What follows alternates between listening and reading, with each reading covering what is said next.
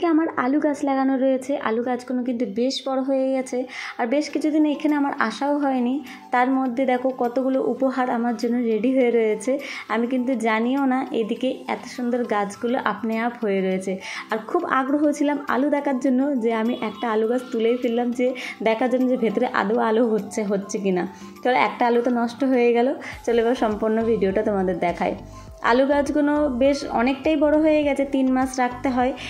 2 মাস already হয়ে গেছে, আর 1 মাস পরেই কিন্তু আমি এই আলু গাছগুলো তুলে ফেলবো। আর অনেকে কিন্তু এই আলু গাছের যে শাক থাকে, পাতাগুলো থাকে, ওটা শাক হিসাবে খায়। আমি কিন্তু কোনোদিন ট্রাই করিনি। যারা যারা ট্রাই করেছে আমাকে কিন্তু অবশ্যই জানিয়ে যেও। আর এখানে দেখো নতুন কতগুলো অতিথি আমার জন্য বসে রয়েছে। বেশ কিছুদিন এখানে আসা হয়নি বলে দেখাও হয়নি। এখানে গাঁদা গাছ হয়েছে, আপনি আপ হয়েছে। আর এখানে দেখো এটা শশা গাছ। শশা গাছটাও এখানে আপনি আপ হয়ে রয়েছে। আর এটা কি গাছ জানো? এটা হলো সেলোসিয়া, মানে মোরগ ফুল যেটাকে আমরা বলি, ওটারই ছোট প্রজাতি। এটা আগের বছর আমি লাগিয়েছিলাম, জানি না এখানে কি করে বীজ পড়েছে।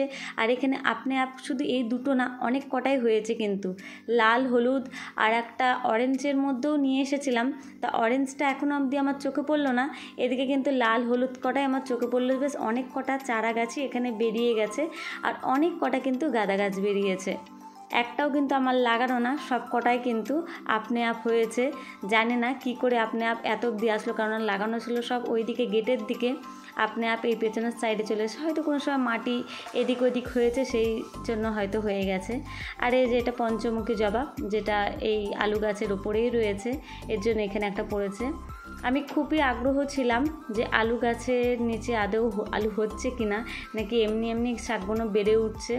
নিজের আগ্রহটা আমি আর সামলাতে পারলাম না, এর জন্য চলে আসলাম একটাকে খুঁড়ে দেখার জন্য। তাহলে একটা খুঁড়ে দেখেই নিই যে ভেতরে কিছু আলু হচ্ছে নাকি না আপনি আপ শাকগুলো শুধু বড় হচ্ছে।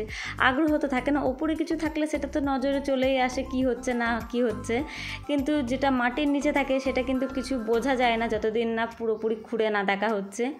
আমি আর থাকতে পারলাম না, এর জন্য একটা আলু গাছ আমি নষ্ট করতে যাচ্ছি, কিছু করার নেই, কেননা নিজের আগ্রহটা আর সামলানো যাচ্ছে না।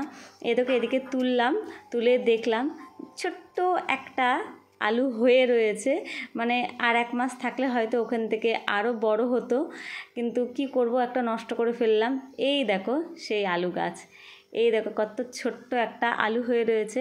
আর ওই পিঠেও কিন্তু একটা ছোট্ট মতন আলু হয়ে রয়েছে। এটা নষ্ট হয়ে গেল, এটাকে আর কিচ্ছু করার নেই।